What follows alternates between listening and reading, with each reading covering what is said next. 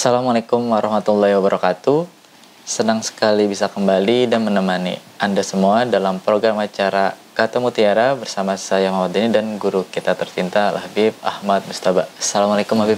Waalaikumsalam warahmatullahi wabarakatuh. Ahlan wa sahlan Deni. Alhamdulillah Habib. Habib sehat Habib? Sehat afiat insyaallah. Alhamdulillah. Habib, aduh. Ketemu lagi nih kita Habib. Yang juga sebelum kita juga sempat ini Habib apa sih yang ngebahas kalam-kalam yang madat yang juga ada 4 golongan tuh. Sekarang kita akan membahas apa Habib? Siap, marhaban Bang Deni. Hikmah yang ini yang baru, hikmah yang ke-26 ini berarti Bang Deni. Nah, ini berkaitan juga sebenarnya dengan hikmah yang kemarin. Hikmah yang kemarin kita bahas ada 4 golongan kan. Ada orang yang dimudahkan perihal dunianya tapi akhiratnya susah. Nah, itu namanya istidraj, na'udzubillah. Atau ada orang yang kebalikannya, dunianya susah tapi akhiratnya mudah, itu pewaris para nabi. Akhir sama dunianya mudah, itu ashabul yamin. Akhir sama dunianya susah, itu ashabul mamgutin yang dimurkai. Oke. Sekarang perihal gini, ini lebih mengena ke golongan fakir dan miskin, hikmah yang bakal dibahas sekarang ini. Orang memandang dengan mata zahir, orang fakir miskin itu kesian gitu. Dan orang yang kaya raya itu wah senang gitu. Nah, tapi kalau kita pandang dengan kacamata akhirat, nggak semuanya kok, nggak semua fakir itu kesian kok, dan nggak semua orang yang kaya itu senang sebenarnya. Nah, memang di sini yang menjadi patokan nantinya adalah ghinan nafs, kekayaan hati, kekayaan jiwa. Innal ghina ghinan nafs, laisal ghina bi kathratil 'arad. Bukanlah kekayaan itu dengan banyaknya harta. Walakinnal ghina ghinan nafs, tapi kekayaan yang sejati adalah kaya jiwa. Jelas lah, pasti gini contohnya. Ada orang punya duit banyak contohnya, punya harta banyak, hartanya Masya Allah, tapi dia puyeng, dihantuin terus sama hartanya, kesana sini, kemana-mana dia puyeng. Sama sekretarisnya diminta ini di rumahnya juga, masuk rumah juga puyeng, balik ke rumah jam sekian, besok pagi harus keluar lagi, di rumah juga nggak bisa mikir enak, wah kesian deh, nggak bisa tidur. Ini sebenarnya orang miskin ini, sebenarnya miskin dalam keadaan yang kesian banget hidupnya begini. Ya nggak, walaupun gitu, ya. Spring bed, walaupun mobilnya wah keren, walaupun rumahnya sekian banyak, dia nggak bisa mencicipi kenikmatan itu karena pemikirannya dihantui dengan danger, ntar ini miskin sebenarnya. Dia nggak ada ketenangan jiwa yang dia nggak ada. Tapi sebaliknya, kalau seandainya ada orang dia nggak punya apa-apa, dia mungkin kerja, apa yang hari itu dia dapatkan dia makan, kasih nafkah ke istrinya, rumahnya seadanya, tidur di kasur yang biasa, tapi tidurnya ngorok. Tidur ngorok, mau tidur semau dia, mau jalan jam berapa ya semau dia, tamam, nggak dihantuin dengan gimana rezeki, kerja dapat alhamdulillah, balik tamam, ade alhamdulillah, tenang aja, yang bakal dimakan hari ini ade alhamdulillah, nggak mikir macam-macam. Itu kaya tuh berarti. Apa yang dia mau ada deh. Apa yang dia mau ada, nyantai, nggak banyak pikiran, tidur ngorok kok. Bisa canda sama anaknya, bisa duduk lama sama keluarganya, bermesraan dengan keluarganya, jalan-jalan dengan nikmat, dan dia nah ini orang yang menikmati. Berarti ini sebenarnya kekayaan. Nah, begitu Bang Deni. La ilaha illallah. Terlepas dari itu semua, di sini Hadad bakal ngebahas. Ada orang yang miskin dunianya, tapi sebenarnya juga miskin hatinya, kesian banget. Ini yang kayak kemarin kita bahas tuh, melarat dunia dan melarat akhirat. Ada juga orang kaya dunia dan kaya juga akhirat.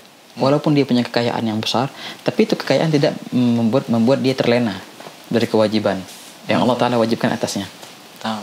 Nah, jadi begini bahasanya. Siapakah seburuk-buruknya orang yang miskin, dan siapakah sebaik-baiknya orang yang kaya? Gitu. Siapa seburuk-buruknya orang yang miskin? Dan siapa sebaik-baiknya orang yang kaya? Jawabannya gimana? Kita bakal dengar jawaban yang semua mungkin bakal terkejut. Wah, masa sih? Makanya inilah rahasia kunci hikmah yang muhaddad. Kok bisa gitu? Nah, kita bakal baca. Bismillah. Aduh, kayak penasaran aja nih. Tahu. Bismillah. Anda baca Bib ya? Nah. Bismillahirrahmanirrahim. Wa qala radhiyallahu anhu wa nafa'ana bih. Nah. Sarul fuqara'i may yawaddu annahu minal aghniya. Nah. Wa khairul aghniya iman la yaqraha ay yakuna minal fuqara. Nah. قال شر الفقراء من يود أنه من الأغنياء وخير الأغنياء من لا يكره أن يكون من الفقراء. Beliau berkata, syarrul fuqara, seburuk-buruknya orang yang fakir adalah orang yang berkeinginan, berangan-angan untuk menjadi kaya. Itu seburuk-buruknya tuh. Ya. Seburuk-buruknya orang yang miskin adalah miskin yang berangan-angan untuk menjadi kaya. Oh, tahu. Itu angan-angan itu yang bikin dia buruk. Itu dia makanya. Dia nggak rela gitu atas. Dia nggak rela. Berarti ini kesian banget ini, ya Allah, kesian banget. Kenapa? Keadaannya dia menderita dengan keadaan, dan dia menderita dengan pemikirannya. Angan-angan itu ya. Karena angan-angan itu menghantuinya terus, pengen jadi kaya. Jadi kepikirannya, pikiran mulu. Dan keadaannya miskin. Lah ini kesian ini. Inilah seburuk-buruknya orang yang miskin. Tahu. Jadi seburuk-buruk miskin adalah orang miskin yang berangan-angan menjadi orang kaya. Masyaallah. Ajib. Kepikiran. Enggak kepikiran, jauh banget.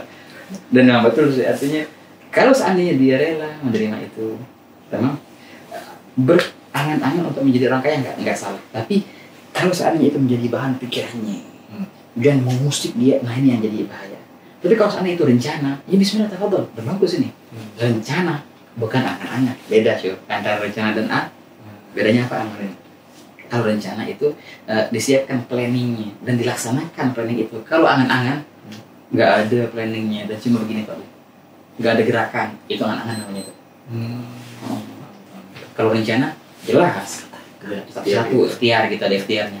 Kalau seandainya orang miskin ini berikhtiar, ada ikhtiarnya untuk menjadi orang kaya, bagus. Dan bismillah. Tapi kalau cuma mengkhayal, itu bahaya. Ini yang maksudnya muhaddad. Oh, tahu. Tamam. Tahu. Oke. Ini poin pertama.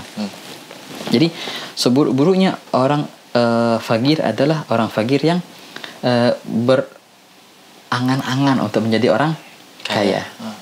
Dalam kurung tanpa berusaha atau gitulah. Iya. Nggak ada usahanya deh. Kalau ada usaha berarti ikhtiar tuh namanya tuh, iya kan?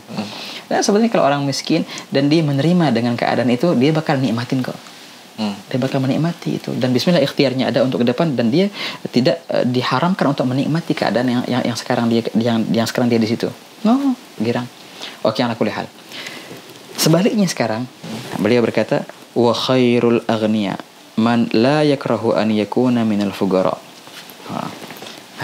Dan sebaik-baiknya orang kaya adalah orang kaya yang dia tidak mempunyai rasa tidak suka untuk menjadi orang fakir.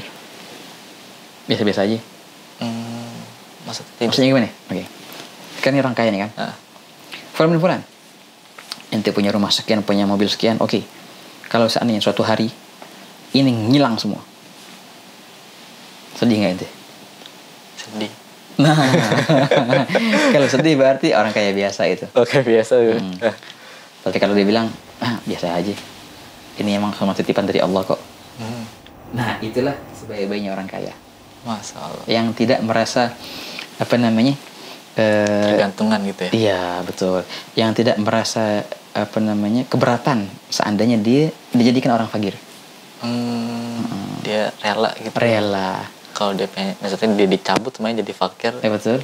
Biasanya biasa-biasa aja. Nah, itulah sebaik-baiknya orang kaya yang tidak terikat sama hartanya, orang kaya yang tidak diperbudak sama hartanya, dan inilah orang kaya yang bebas, yang benar-benar kaya. Kaya dari hartanya pun dia kaya. Ya enggak? Enggak dibudak sama hartanya. Ini orang kaya beneran ini. Ya enggak? Ini banyak terjadi di kalangan kaum solihin. Sebagian mereka dibuktikan oleh mereka. Ketika beberapa hartanya ngilang, biasa aja. Nah, ajib tuh. Pernah terjadi kepada Sayyidina Husain ibn Syekh wa Salim. Ini seorang yang Masya Allah, yang kaya raya luar biasa. seorang wali dan masya Allah. Atau dikatakan zaman dulu kan gak ada mobil ya, pakai kuda berarti. Dia tuh punya kuda Bang Denny. Satu lembah kuda semua. Oh, satu lembah tuh. Satu lembah kuda semua. Bayangin nanti satu lembah mobil semua. Masya Allah. Kayak punya dia semua, kayak banget. Sampai-sampai beberapa muridnya bilang, ini gimana sih? Katanya kan ini seorang wali. Tapi kok kaya banget? Oh iya. Terlintas dalam hati seorang muridnya. Langsung beliau menjawab, Fulan, tahu gak ente, kalau seandainya ini semua ngilang dalam sekejap, semua ngilang dalam sekejap, aneh nggak bakal bergerak.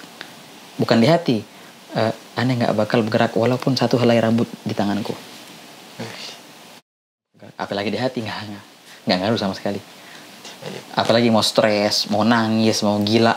Ada orang kayak gitu kan, jadi gila akhirnya. Nggak bakal gerak. Wala nangis, wala stres, wala satu rambut nggak bakal gerak. Itulah artinya sebaik-baiknya orang kaya. Biasa kan kalau orang kaya udah kaya, takut banget pasti apalagi dicemooh sama orang ini. Berarti itu sebenarnya berarti kayak gitu, hakikatnya berarti masih belum orang kaya, dia masih miskin sebenarnya sih, karena dia masih dihantui oleh hartanya sendiri. Oh, ya enggak? Iya. Nggak boleh ngilang. Dicemooh orang ntar. Itu berarti masih miskin itu. Miskin jiwa. Berarti bukanlah sebaik-baiknya orang kaya. Kaya lah, engkau jadi kaya, yuk kaya dari semuanya. Apa arti kaya? Merasa tidak membutuhkan. Pun dari hartamu engkau harus kaya. Pun dari jabatanmu engkau harus kaya. Nggak peduli dengan apa orang bilang, nggak peduli dengan hartanya ada atau enggak. Nah, itu baru namanya orang kaya. Ajib. Allahu Akbar. Kalau ini dalam sama dengan golongan para ambiya atau gimana, Wid? Pasti teman. Ada derajat para ambiya, mereka yang sangat sempurna. Walaupun dari segi zahirnya mereka miskin, ya enggak? Bahkan Nabi SAW berdoa, ya enggak, ya Allah jadikanlah aku miskin. Wahsyurni fi zumratil masakin. Tapi apa artinya? Ya, itu dalam segi mata yang zahir. Tapi hakikatnya mereka sangat kaya. Ya enggak? Enggak terbelenggu dengan apapun. Wala dunia, wala harta sama sekali. Ini kaya baru nih. Dia juga jadi hamba yang bebas sih, Pak. Yang disuruh itu. Betul kita bahas kan bebas dari semuanya. Ini baru orang kaya. Merdeka itu. Hamba merdeka.